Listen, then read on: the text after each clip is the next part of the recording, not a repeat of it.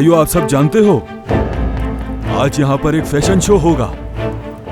उलझो मत। नहीं तो क्या कर लोगे? पहनो ये कपड़े और शो शुरू करो। सुनाई नहीं दे रहा?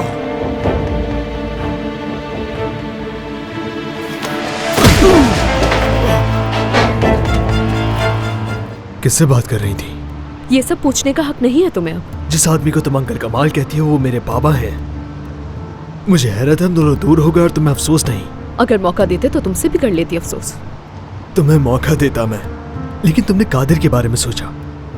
मैं हैरान हूं उसने मौका कैसे दिया। तुम्हारे बाबा को गिरफ्तार किया गया है, तुम्हारी पूरी फैमिली परेशान है और तुम अब भी इन्हीं बातों में अटके हुए हो।